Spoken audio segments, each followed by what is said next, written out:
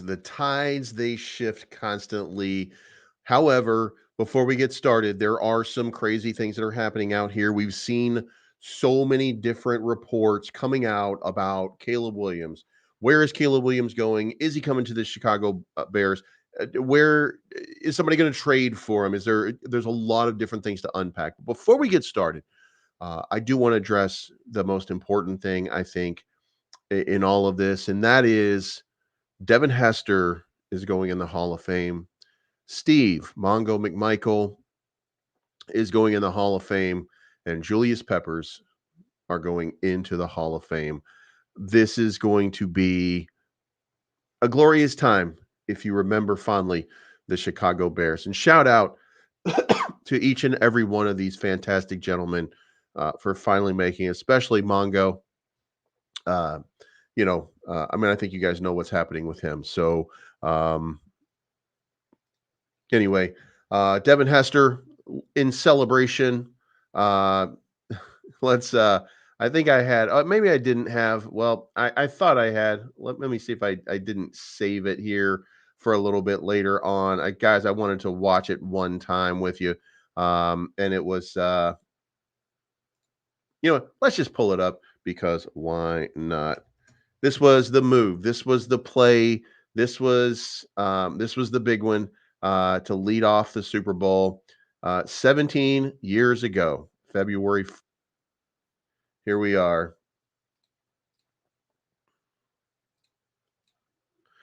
Devin Hester, as he should be. Fantastic. Super excited for Devin Hester and Steve Mongo McMichael and Julius Peppers. But let's get into a few different things that we've got in the news because there's some interesting stuff that's been happening. And this somehow created a controversy. So there is an interview out with Jackson Smith Najigba for for his quote unquote endorsement, if you will, of Shane Waldron, and he says, um, you know, Bears fans are super interested in the OC Shane Waldron, and then right here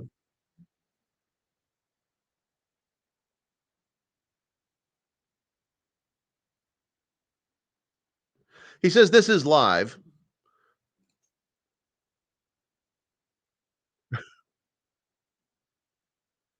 Good luck to y'all. He's a great person, great offensive coordinator. I was very lucky to have him. Learned a lot. However, somehow he's great coordinator. I learned a lot. Turned into a controversy because he didn't answer right away and say he's the greatest thing since sliced bread. I think it's a little bit weird, and I think it's a testament to the negativity that people like to permeate. And by the way, later on, he gives a ringing endorsement of Justin Fields, saying that he thinks that Justin Fields is the guy in Chicago and should remain the guy in Chicago. I do want to point out, in case you're wondering if I'm a Justin Fields maxi at this point, then the answer to that would be, for the moment, yes. So Jackson Smith Najigba says um, that this is he's excited. So I don't understand the controversy. Next up, Kevin Warren announces that ticket prices have been increased and updates the fans on the stadium project. Now, what did he update people on with the stadium project? Well, in a letter to season ticket holders, he states that no location has been determined for the new stadium, but states that it will be a fixed roof stadium, not retractable or open air. So the open air Chicago Bears weather will not be an issue ever again. And look, some of you may remember these snowed in slog fests fondly. You might think, well, that makes it awesome. That makes it incredible. That's been a detriment to a lot of northern climes and people who are playing in these. People don't want it. Look, having an open air is awesome if you're in a warm climate. When you're in a cold climate, you look at it and you think that, oh, it's going to make you hard. It's going to make you tougher. Some of these guys don't want to be harder or tougher. They want to play where it's warm. They want to be able to express their skills. They don't want their skills to be, can I not slip on snow? Can I not fall onto freezing turf? And guys, if you've ever played football, that hurts. So I think that, perhaps this is going to be a very cool thing. And there will be people that are not happy with it to have a roof stadium. And fair enough. I mean, don't like it. Don't go to the games. It's okay. We'll take your season tickets in a nice warm stadium. It's not a problem. But going forward, I think that we now at least have some clarity. It's going to be a fixed roof, and and I don't know if it's going to be in the south lot like the conversation was around Soldier Field. I don't know if it's going to be there. I don't know if it's going to be in Arlington. I don't think Arlington is still in it, by the way. I think Arlington is out, in my opinion, from what I've been hearing. But also, I do want to point out Northwest Indiana has entered the arena of all places to say, hey, we could build something right here. And first of all, in the event that they do that, it would be a little bit wild. I do want to say that it'd be a little bit wild to see Chicago Bears playing in Northwest Indiana. But I mean, maybe you can make an argument that it would be along Lake Michigan, so you'd be able to see. I mean, basically, from the Indiana Lake Michigan border, you could actually see the city of Chicago anyway. So it really, I mean, it would be weird. But I mean, I guess it's going to be about a money game, and I think the preference, of course, is still downtown. I should state that. And I don't think that there's any kind of real chance that Indiana is getting the Chicago Bears, but they have opened themselves up, and they've opened up the wallet to see what it is that they might be able to do. But let's talk about some free agency that's going on. And by the way, for those of you that didn't know, Roma Dunze has made a statement about the Chicago Bears, indicating that he would be super excited to be playing for the Chicago Bears. So it's going to be very, very, very interesting to see how this plays out. But for the moment, let's talk free agency. 7 pending free agents the Bears should consider re-signing. Now, guys, we've talked a lot about this, with number one among them, Jalen Johnson. Obviously, the conversations that have been had, Ryan Poles is going to re-sign Jalen Johnson. He is in the cut at this point. There's no circumstance, I don't think, that I can foresee, unless Jalen Johnson does not want to be a Bear. If Jalen Johnson does not want to be a Bear, there's not much that we're going to be able to do other than use the franchise tag and pull him in for maybe one more year at about 18.8 million, I think it is. But he does want to be paid like the best cornerback in the game, because let's face it, Sauce Gardner right now rates out as the best, trading back and forth with Jalen Johnson all season long. And Sauce Gardner is not paid like the best. So it's going to be interesting to see how much it's going to cost and what it will take in order to sign Jalen Johnson for that long period of time. Could it be that he wants 25 million? There is a possibility for this to get. I don't think it gets ugly. I think that Ryan Poles works real hard to make this thing happen. Now they're not talking contracts right now because they have taken the time off for the Super Bowl. They're going to resume after the Super Bowl. So for right now, we don't have any news to report, and I don't think that there's going to be anything to report going forward.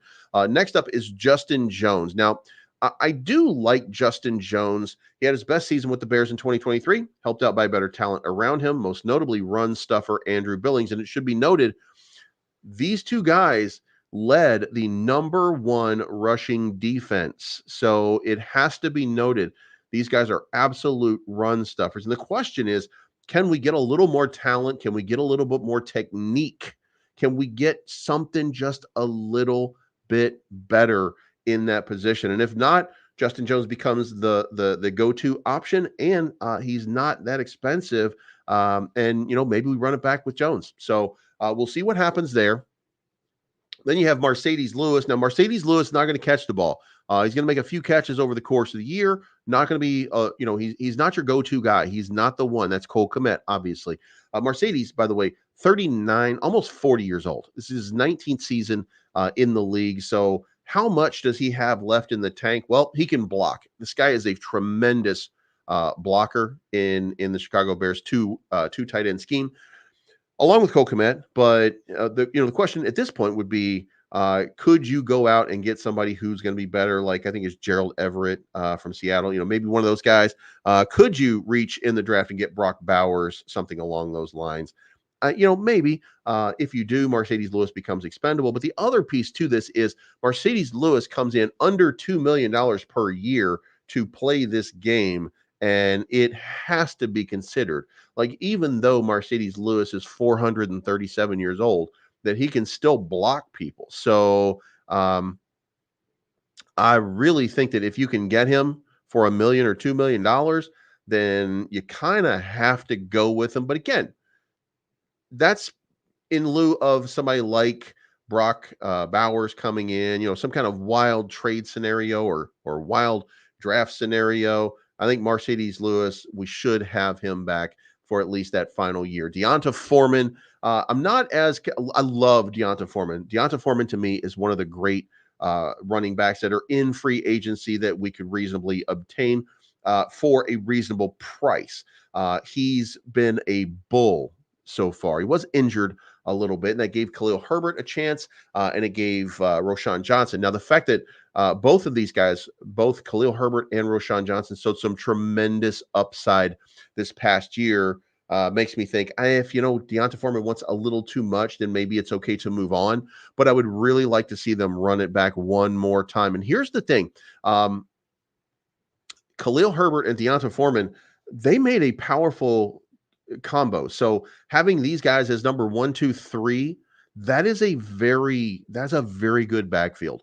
Travis Homer, he's going to be with us for a long period of time. He's a rookie. We'll probably have him for a few years, let him develop into that role if he is in fact one of those guys. But Deonta Foreman, I really like his bruising, punishing sort of style. I think it fits the Chicago Bears. I think it fits this team. And by the way, I don't like him better than Khalil Herbert. I think Khalil Herbert really is running with purpose, or had been running with purpose. But I also felt that same way about Deonta Foreman. Like he was blowing people up heading into the line. So would like to see this guy come back for one more, and he is affordable. So long snapper Patrick Scales.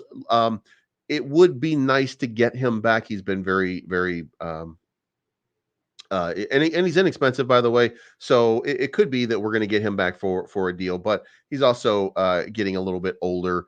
We have quarterback Josh Blackwell. Blackwell probably, if you can get him cheap, then he's worth bringing back. But when you consider what the Bears have at cornerback right now, you need one more in your rotation. So it could be that you kind of reach out and take a shot here. And let's if Josh Blackwell's out, then you got to think about what you have. You got Jalen Johnson, you've got Tyreek Stevenson, and you've got Terrell Smith. And look, if Jalen Johnson is gone, Terrell Smith is not the same quality guy, but he is a tremendous option.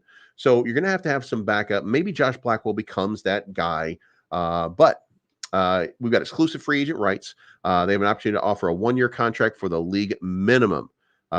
He only played 7 games last season, but he's proven to be a core special teamer and provides depth at cornerback. So there are some options there if you can get him. If you can get him in, maybe so. Dan Feeney probably has to go. I like his heart. The guy works hard. The guy works hard, but I can't imagine. I can't imagine that we bring him back unless we need maybe some third string backup or something like that. So, maybe we'll see what happens there. And then moving on here in sports mockery, we've got the insiders expect Chicago Bears to target 3 positions in free agency. Those three positions: center, defensive end, and tight end. And the ideas here is a fairly good assessment of the people who are available. Connor Williams, Aaron Brewer, that's what we looking for as a center, unless we, for some reason, are able to run one up just a little bit, and maybe get Jackson Powers Johnson out of Oregon. That's seems to be one of the guys that we really like to want to try to take. Then for defensive end, you got Carl Lawson, Dorrance Armstrong, AJ Epinesa. I don't know that those are going to be the ones. I think, we're really looking for Chase Young or somebody like that, one of those big time guys to make those plays, Bryce Huff, something like that. Not likely, but potential. Or do we run it back with Yannick Ngakoue and give him one more year, or DeMarcus Walker? DeMarcus Walker does not seem like a starter. He doesn't give me that. He doesn't give me that vibe that he's going to be your everyday guy, but and I do think we're going to upgrade that position, but we will see whether or not they do it. And then tight end Noah Fant and Gerald Everett, both of them are from Seattle, by the way. but they also represent a pretty good option should we move on from Mercedes Lewis. So we'll be looking to see what happens right there. And we've got another one that came up on the radar one more time yet again. And this has been one of those guys that just kind of shows up every once in a while. And we are back talking about him right now. And that is Mike Evans. The odds makers still like the Buccaneers for re signing Evans, but the Bears are the odds on favorite to add him if Tampa moves on. Evans finished each of his first seasons with at least 1,000 rushing yards or 1,000 receiving yards, and notched the third most single season receiving yards ever of his career over 17 games in 2023. So maybe this is a guy, but at 30 years old, how long do you have on the tires? The guy can make plays. The guy is a quality starter. So in the event that, look, this would require, by the way, we should at least consider this would require that Darnell Mooney is no longer the guy. We're going to move on from him for sure. That we're not going to try to re-sign him and bring him back as a slot. Maybe we're not even going to reach out into the. This would be an interesting one because I think March 13 is when free agency opens.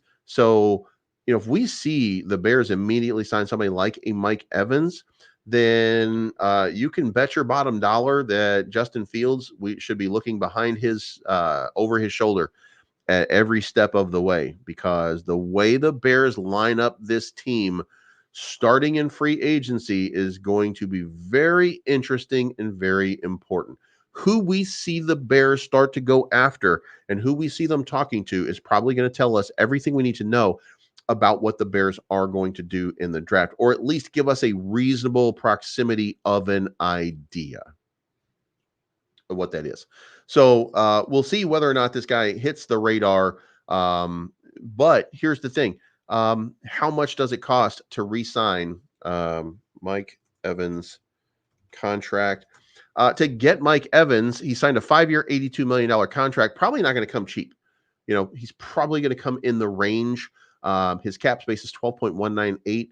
He's probably not going to come for under 10 million. So if he comes for 5, he's the guy, but I don't think that he will. And I think Darnell Mooney maybe comes in around 7 million, maybe 8 million. We'll see how it plays out.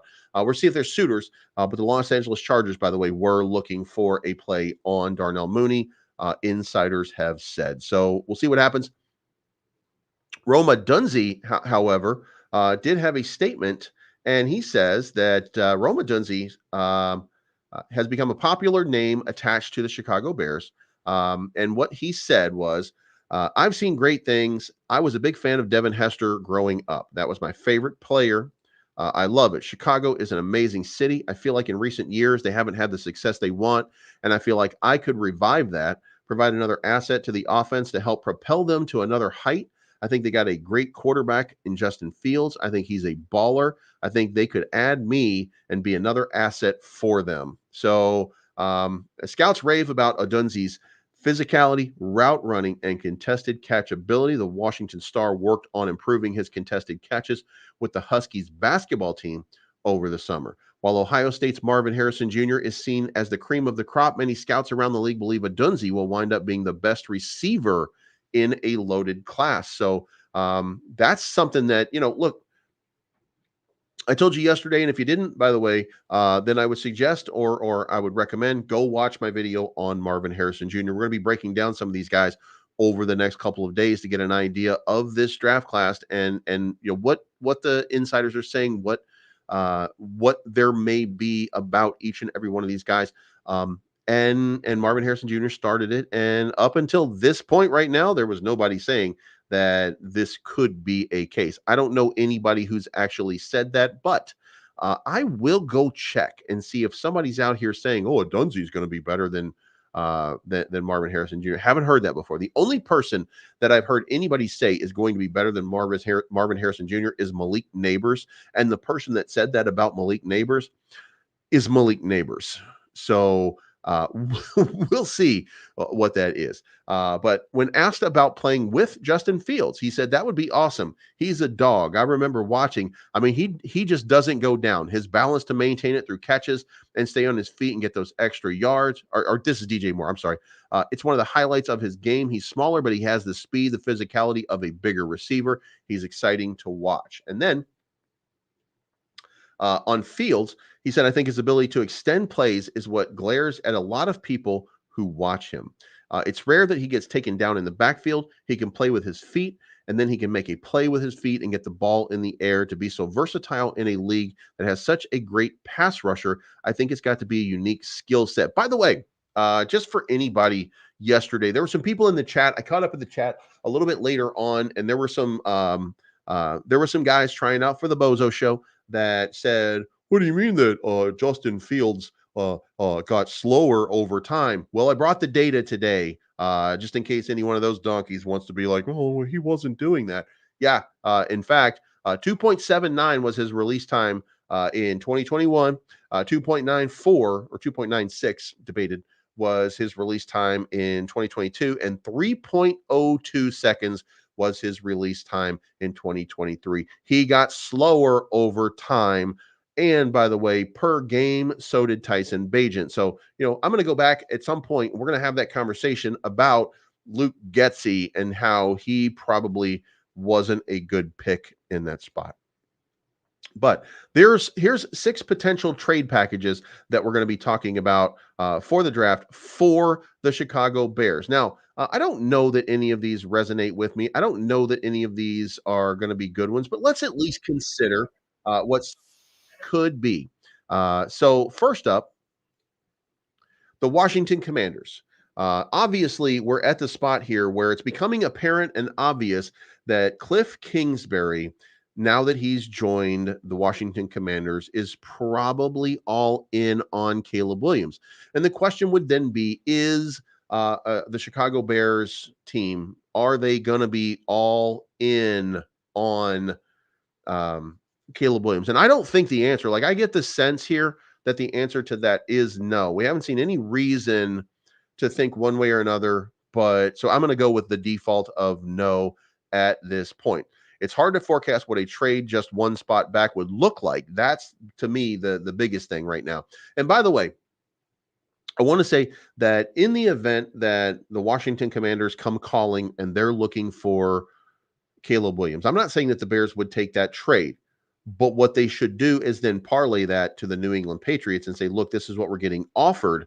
And can you make a better offer? And then you would go back to the New England Patriots to Washington and tell them what you're going to get from New England, and then allow yourself the opportunity to decide based on what those two are offering in their best packages. So before we say that this is going to be a good move, let's see what happens. But they're saying that this idea would be the Bears would receive the second overall pick, which would be used probably in this case for Marvin Harrison. We're not sure, though, by the way. We still have Drake May on the radar, and it should be noted. Drake May is a phenomenal athlete, and we're going to say that Caleb Williams is the best quarterback in the draft, but Drake May is 1A in this draft, according to a lot of different people. So these are two really good quarterbacks. So the Bears, in my opinion, would still be tempted at number 2 for a Drake May. So, then the 40th overall pick, which could be used in a stretch, maybe to move up into the draft, and the 2025 first round could be used in a stretch to move up, maybe get Jackson Powers Jones. Remember, there's a lot of conversation about the Bears moving up in the draft to get Jackson Powers Jones. Now, the second play here is the New England Patriots. Again, you're going to parlay these two guys against one another. Gerard Mayo is going to need a lot of help. They have Mac Jones on their roster. He was only and they really has underperformed. So there's going to be probably a move here. They really want to get a quarterback on that roster, I am sure. And if, by the way, if anybody has any conversation or anything that they want in chat, make sure that you use it through super chats. It's the easiest way for me to see them or find them or anything like that. Under Belichick, who served as both the head coach and general manager, the Patriots rarely traded up in the draft, but that's probably a potential to change right now. They really need a quarterback. So in the event that that becomes the case, then we're looking at these two guys right now going against each other. And by that, I mean the Washington Commanders and the New England Patriots. They're probably going to bid against each other for that number one pick. It doesn't matter what we think or anything like that. It really matters what Ryan Poles thinks. And we have no indication. We did have a real good defense, by the way, of Justin Fields by Ryan Poles consistently. And we had the same thing coming from Matt Eberflus. We also had reports coming out of the offensive coordinators that were being interviewed that Matt Eberflus made sure that Justin Fields was a big part of that discussion. So when anybody tells you that they're going with Caleb Williams for sure, they have no idea. By the way, I have no idea either. I'm only giving my opinion, but I can tell you for sure nobody knows what they're going to do. And anybody who says that Caleb Williams is better than that potential draft capital could be right, but they could also be wrong. There's plenty of number one picks who have not worked out, plenty of number two picks that haven't worked out. Patrick Mahomes was the third quarterback in the drafted. Tom Brady was in the fifth round, I want to say. I mean, guys, realistically, it's hit or miss. It really is. So we don't know. We like to think that we know, and we like to be right. So we make wild guesses. So anybody telling you that they know at this point just really has no, like there's no thing. But here's the other thing. Caleb Williams could end up being a star if he comes here. Drake May could end up being a star if he comes here. Let's not forget that. And remember, at the end of all of this, we're all Chicago Bears fans. We're not Justin Fields fans. We're not Caleb Williams fans. We just want what's best for the Chicago Bears. And if we were to make that decision, we might make different decisions, but we just have to go with what Ryan Poles decides. And we're trying to figure out at this point, what will Ryan Poles do? And we don't really know that answer yet, but I'm sure fascinated to find out. But anyway, the idea here is that the New England Patriots would trade the number 3 overall pick, which there's going to be a hitch to this, by the way. And I'm going to show you what the Washington Commanders have leaked out right now. And I think the Washington Commanders are getting real shady right now. I think that they just made a comment, by the way. And what they said was, let me see if I can find it here. Yeah, there it is. Okay. So, yeah. So here we go. We're going to go on with this, but this right here, there's a situation developing. I don't know if this is true. I don't know if NFL Notify is true or not. I know that, as it goes, they got about 30 something thousand followers on X. So I don't know if they're a reliable source, but they said that if the Commanders cannot bump the Bears off Caleb Williams, they may just take Marvin Harrison Jr. and trade their second round to the Bears for Justin Fields. Now, I don't know if that's true. I don't know if that's accurate. I don't think that that's real. I think that's speculation, wild speculation, but it does lead me to wonder if the Bears won't move and they want to trade with New England, would Washington pull that move and say, well, it's the best guy in the draft, so we're going to take Marvin Harrison Jr.? So the Bears should be very careful when they're making these moves and selections. But for the New England Patriots, the 3rd overall pick, the 34th overall pick, and then the 2025 first round, 2025 second round, and a 2026 second round. Sounds like a big haul. Then you have the New York Giants. New York Giants looking to move off of Daniel Jones. That would give the Bears the 6th overall pick. Now, this is where things are going to get real interesting. In the event that the Bears were to move down to the 6th, I don't know that this is a really good idea, but here is the package that you would get. You would get the number 6 overall pick, which would probably at this point become Malik Neighbors, maybe Brock Bowers, Joe Alt, Olu Fashanu, or you reach for Roma Dunze. And then you got the 9 pick too. So whatever you don't get there, you might be able to make the move on. But that does bring up Malik Neighbors. It does probably put him right in that range. Which, look, if you miss on Marvin Harrison Jr., first of all, shame on you for missing. But number two, you could pick up Malik Neighbors as a consolation prize. And not that Malik Neighbors would ever consider himself a consolation prize, but he is a game changing guy. So is Roma Dunzi for that matter. So you have some options. But here's the other part. Then you get the 47th overall pick, a 2025 first round pick off of a team that's probably not going to be very good, and Saquon Barkley. So that means you move on from Deonta Foreman. Now, problem with Saquon Barkley is you're going to have to pay a lot of money to Saquon Barkley. I don't know that this makes any financial sense for the Chicago Bears. That's too expensive for a running back in this situation, especially when you have two very capable guys in Khalil Herbert, Roshan Johnson at this point. And you could probably reach into the draft and get some real, or reach into free agency and go with Deonta Foreman. I don't know that Saquon Barkley represents a tremendous upgrade over that tandem. I know, maybe he's better by far than Khalil Herbert, but that fair enough. But I don't think I don't think that he's that game changing, because I really like Khalil Herbert. I really like Roshan Johnson so far, and I think that I think they work well enough together that whatever we lose in breakaway talent with Saquon Barkley, or elusiveness, or pure power from Saquon Barkley, I think it's offset by the cost and the value that we would get by sticking with Khalil Herbert and Roshan Johnson. Just my opinion. Then you have the Atlanta Falcons coming into play. The Bears would receive the 8th overall pick, which means we'd have 8 and 9, which would be an interesting combination, because then, of course, you're looking at, Roma Dunzi, maybe even a Brock Bowers, or again, you have Joe Alt out there, you have Olu Fashanu, you've got Dallas Turner, you've got Jared Verse, who's probably still out there. There's some opportunities.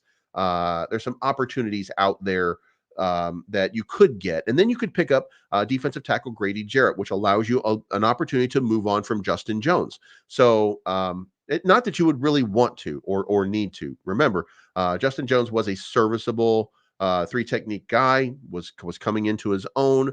Number one run defense. We still have to consider that. But you get the 8th overall, the 2025 first round, 2026 first round, 2027 second round. By the way, this doesn't mean that this is actually what we're getting. This is wild speculation. And then defensive tackle Grady Jarrett. So that does create some opportunities, but I think Grady Jarrett's, by the way, coming up on some contract years real soon, so that might be prohibitive. Now, the Denver Broncos become the wild pie in the sky thing right here, because if you go with the Broncos, you're now down to the number 12 pick, so you're going to get 2025 first and second, a 2026 first, a 2027 second, and then wide receiver Cortland Sutton. I don't see this as a viable option. I don't see this as a way for the Bears to go. This seems to me to be too far down. Now, look, I would agree that it's important for you to stack draft capital. I would say that it's important for the Bears to, in the future, have a lot of different options, a lot of different ways to build this team. But I do want to go back, and I want to say this,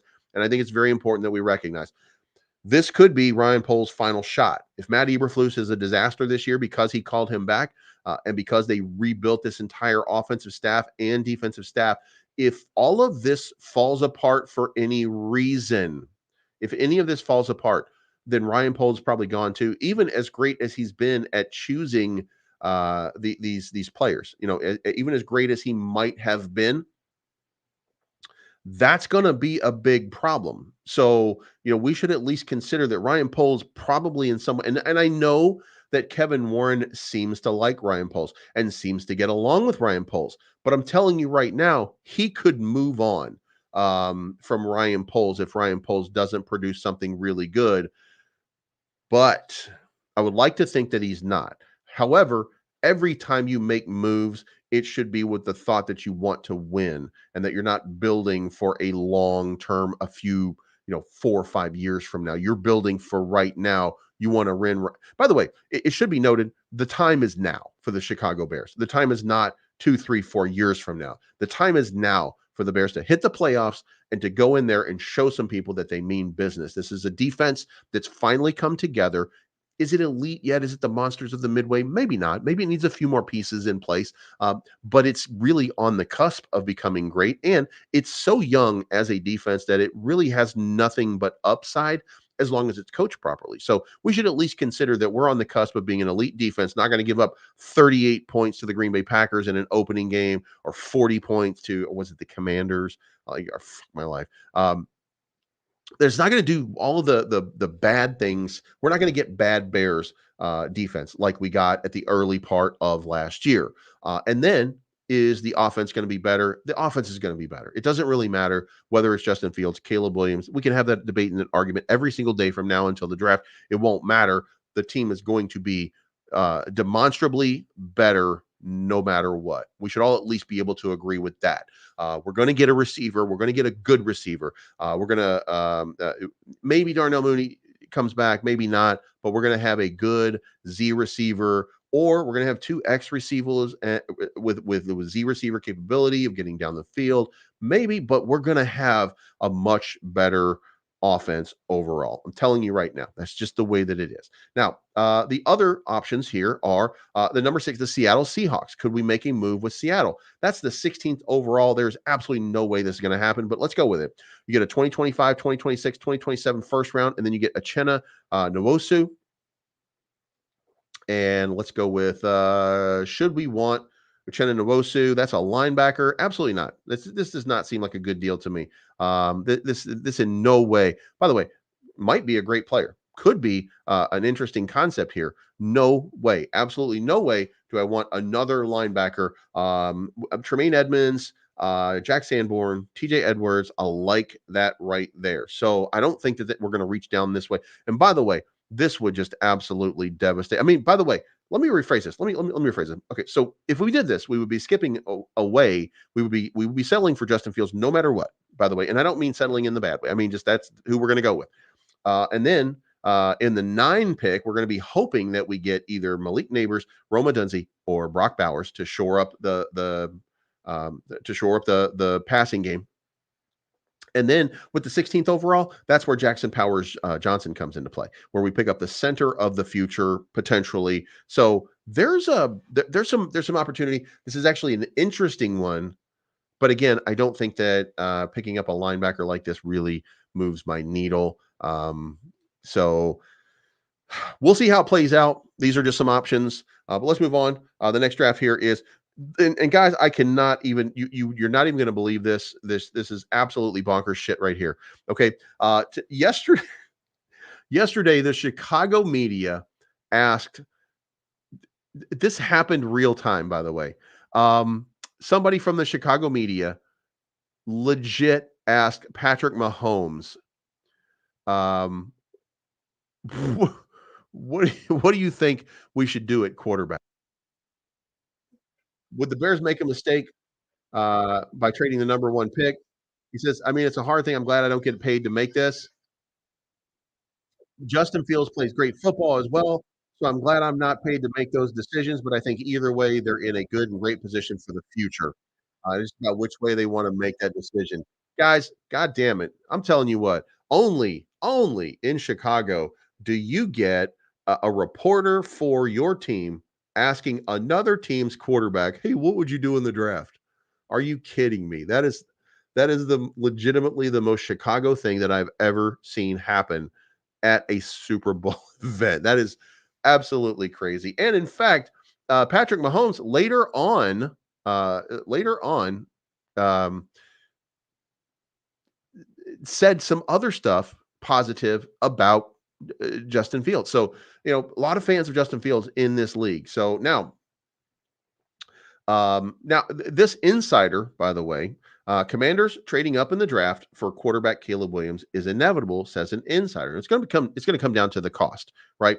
And look, if you think that Justin Fields is a better option than Caleb Williams or Drake May, I'm going to tell you, I'm a Justin Fields fan, but I don't think that's true. I know that he's a great player.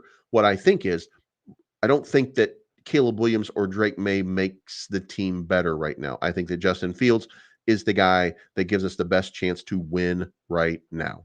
End of story. I don't know that either one of these guys is better or worse than Justin Fields. Here's what I know. I know that other teams are scared of Justin Fields. I know that other teams are not scared of Justin Fields' offensive coordinator. That should tell you at least something. If you listen to all the players in the league, and by the way, the players in the league, they don't care, right?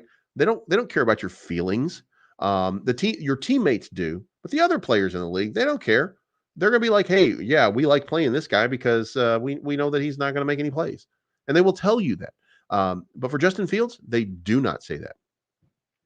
So it should be noted. Now that doesn't mean, again, doesn't mean that Caleb Williams is not better. It doesn't mean that Drake May is not better. It just means that I think that we have an opportunity to win now, and I think that Justin Fields represents that better opportunity to win now. The question for me would be, if I were to pass on Caleb Williams, if I were to pass on Drake May, am I prepared to pay Justin Fields 35, $40 million a year? And I don't really know that that's the case. Okay.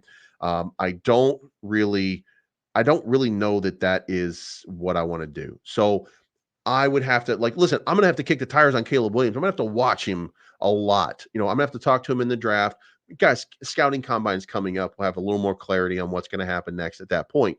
But also, I do want to kick the tires on Drake May as well, just in case. I mean, just in case that's an option. And let me tell you, I told you yesterday, I told you in my video yesterday, Marvin Harrison Jr. is the generational talent of this draft. If we are going by logic and reason that you must get the best player, Marvin Harrison Jr. is the best player. Now, if that's the case, whoever the quarterback is after Justin Fields will have one of the greatest wide receivers in the NFL as his go-to guy.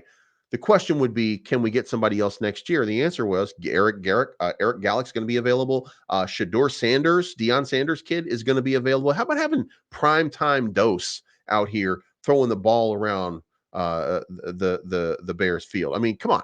The new Soldier Field, the new Deion Sanders playing quarterback, if you will. Look, there's a lot of opportunities there, and there's going to be great quarterbacks that come along. So if we miss in any way here, I'm not annoyed. I'm not perturbed by anything that happens right now. The only thing that would annoy me is if we move down to like the number 16 spot, or something like that. Like if we give up what could be generational, I would have a problem with that. But, in Ryan Poles, we're going to have to trust for now. But they are saying right now that this is inevitable. Head coach Dan Quinn, general manager Adam Peters, Commanders are working towards putting together a better team than 4-13. They brought in Cliff Kingsbury. Cliff Kingsbury has a tight connection with Caleb Williams. There's a reason probably for that. And the camp has reached out. Colin Coward, they've done their thing where they've made kind of statements here. They will play for Chicago. They're not saying they won't play for Chicago, but we obviously know that Caleb Williams has a friend. I mean, you got a friend in me, or whatever that stupid song is. I think it's probably eventually inevitable. It does feel like it's going to happen. They are angling for this move to get Caleb at number one. So in the event that happens, then we're going to be worried about Drake May. Once we know if this is the move, then our attention would rapidly turn to Drake May. So we're going to be talking about Drake May, by the way, going forward in here, just in case this is the thing that happens. We're actually going to, at one point, we're going to analyze Justin Fields. We got a long time, guys. We're going to go over all of these players. I'm going to give you my opinion on every single one of these.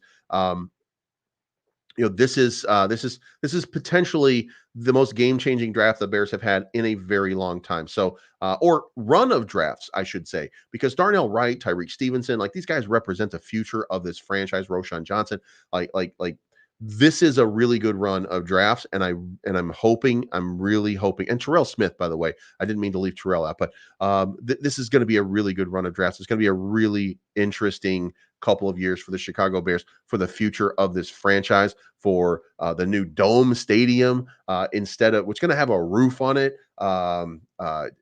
I'm super excited about what's going to happen. And then finally, this is what's happening over here. This is just Google. And what I did was I put Washington Commanders and Caleb Williams in. And look at this.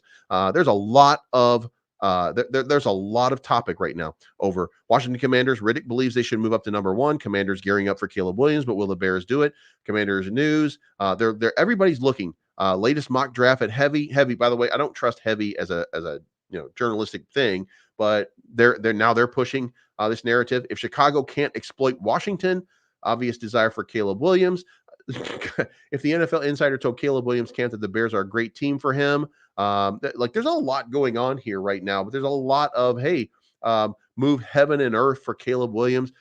There's a lot of Washington Commanders and Caleb Williams stuff going around and being kicked around. Now, is there anything valid to that? And the answer to that is unequivocally, this is just wild speculation because they hired Cliff Kingsbury. This is not because anybody has made a move in any way, shape, form, or fashion. This is just, again, we're all out here wildly speculating. While we're wildly speculating, what's Cam Newton wildly speculating about? He's speculating that, hey, get Justin Fields the help that he deserves and stick with Justin Fields. Now, why would Cam Newton be that guy? Because Cam Newton was that guy. He was that guy that you guys talk mad stuff about. By the way, I don't mean all of you. I just mean the haters, the people who are hating on Justin Fields. Cam Newton got that same thing. He couldn't play in the NFL. He wasn't going to make it in the NFL. He didn't have it. He was too slow, whatever the case may be.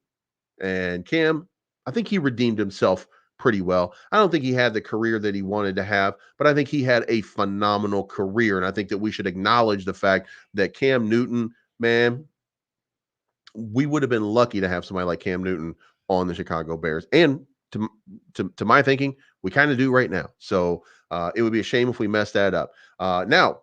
This, by the way, was the conversation that we were having the other day. We were having this conversation yesterday, and you guys, some of you guys, not all of you, because some of you, 80% of you said we want Justin Fields. 20% said we want Caleb Williams. Well, one of the questions that came up in this was, is Justin Fields getting better? And look, by the way, Justin Fields obviously getting better. Justin Fields is obviously improving himself in many different ways. His completion is up. His interceptions are down. Yards per attempt. Everything about him was getting a little bit better along the way. But the issue was this sack rate, right? The sacks. This is a problem, right?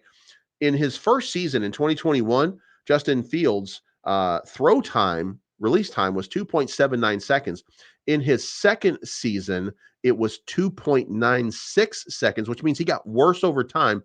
And this year, it's 3.04. It's actually 3.04. I said it was 3.02 earlier. I'm splitting hairs over 200ths of a second. I don't want to do that. But Justin Fields has gotten remarkably slower at making decisions on the same team, by the way, that Luke Getsy took over at 2 years ago. So he went from 2.79 seconds on his release to 2.96 when Luke Getsy took over to 3.04 when Luke Getsy continued to build this offense. So when you tell me that Justin Fields has always been slow, no, he hasn't.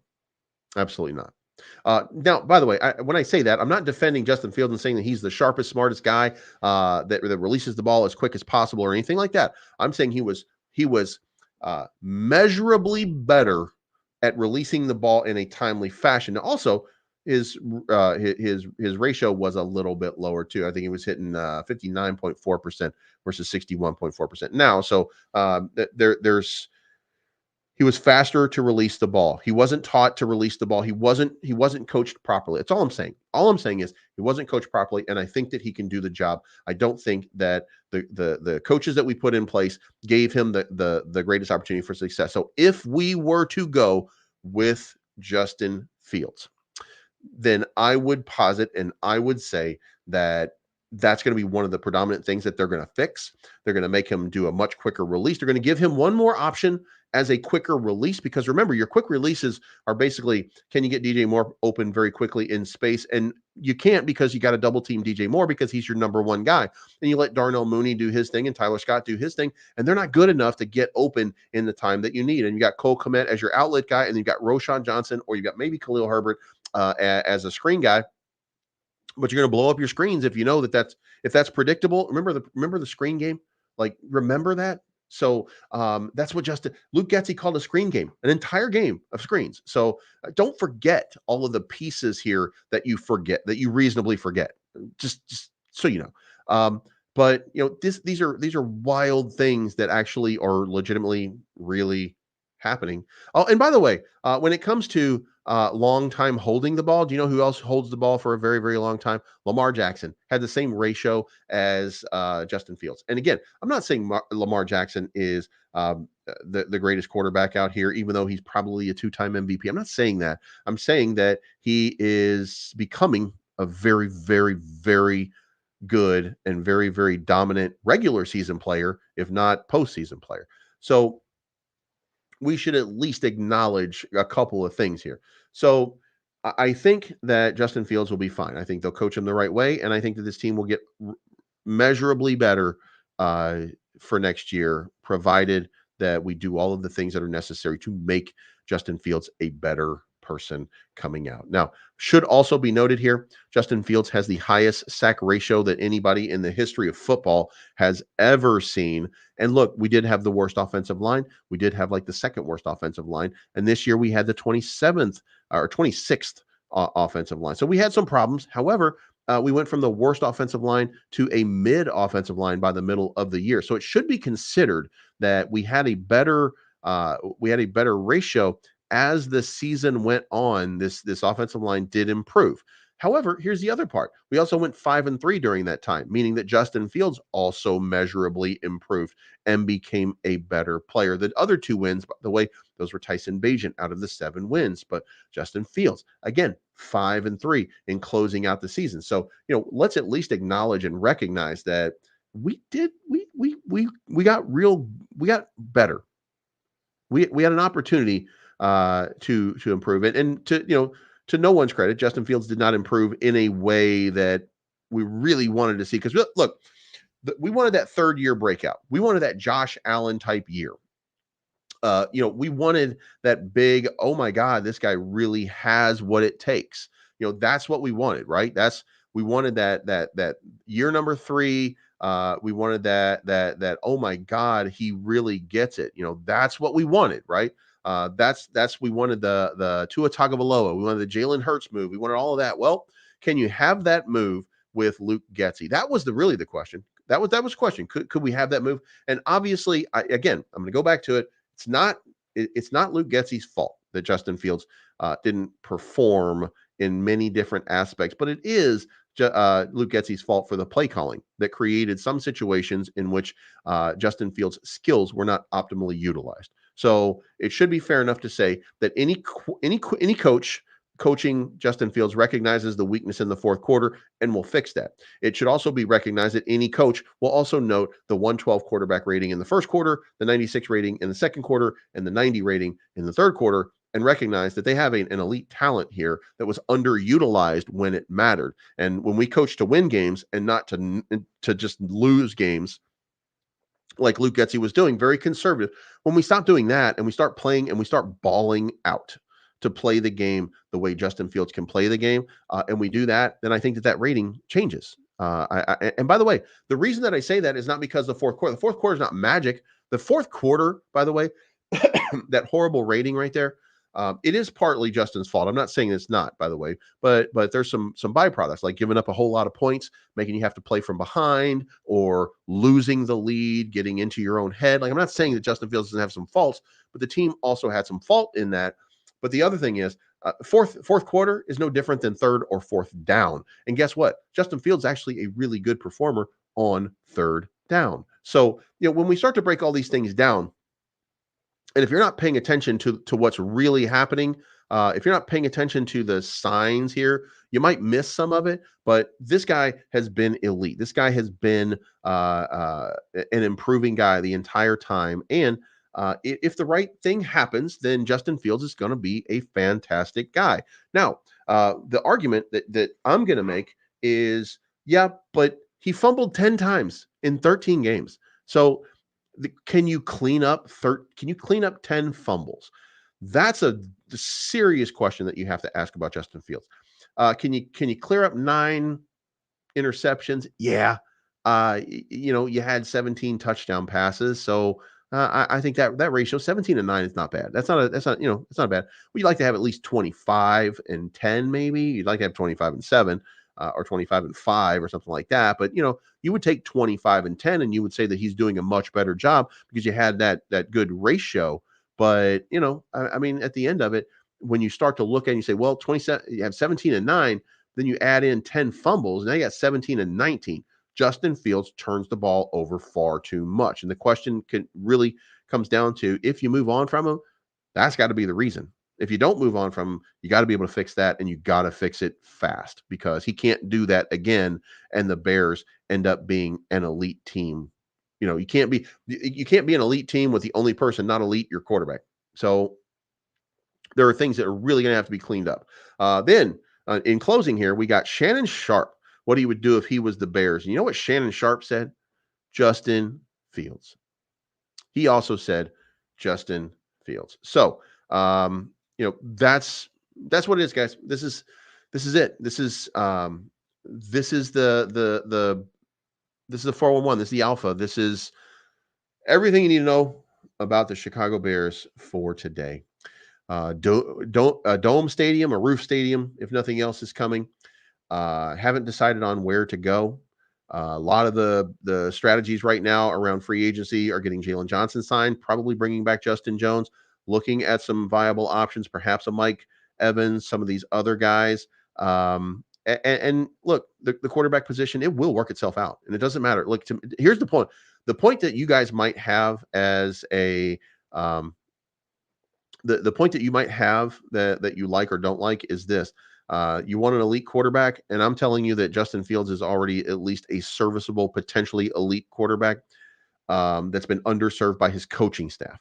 Now, if you want to move on, I'm cool with that. If you want to stick with him, I'm cool with that too.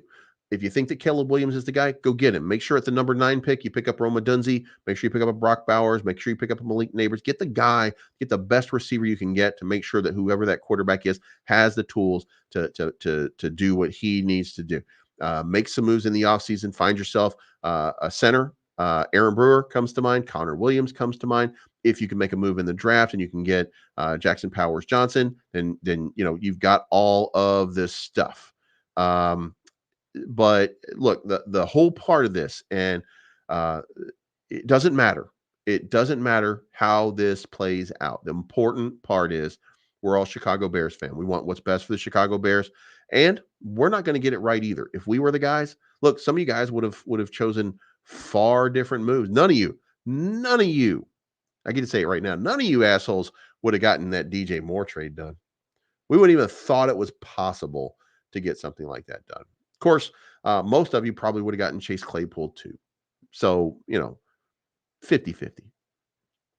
But the point is, all we can do right now is support the team, support Ryan Poles, support whoever our players are. Have their backs when they need it and rally around them, support them until they're not here. And if they're not here, then we move on and we find the next big guy that takes that place. But until then, we're going to be covering this draft every day. We're going to be figuring out where everybody fits, what fits into each spot, see who the next guys is. I'm going to end this right now. And Julian says, neither would you, ask. So you are absolutely right. I would not either, because let me tell you something. I would have traded everybody on the goddamn team just to get Lamar Jackson playing on my team. Not because I'm not a Justin Fields fan, but I'm from Louisville, Kentucky originally, and Lamar was my guy. You'd actually be looking at Sheldon Rankins at defensive tackle. You'd be looking at Jair Alexander as my cornerback, and I might only have 5 people playing on the goddamn team. I have 5 people playing on my team with $180 million payroll, and I'll be like, Louisville, ball out, and I'd just be drafting Louisville players. You know what I mean? And we'd lose a lot of games. I assure you we'd lose a lot of games, but that's not the point. The point is I couldn't do this either. But I'm the one with the mic, and I'm the one that gets to talk about it. And if you want me to talk about you, that's where the super chat comes into play. Anyway, guys, you have a good day. Bear down. We will talk to you again very, very soon. Thank you so much for tuning in. And today's content is going to be on Caleb Williams, and you're going to see that video coming very soon.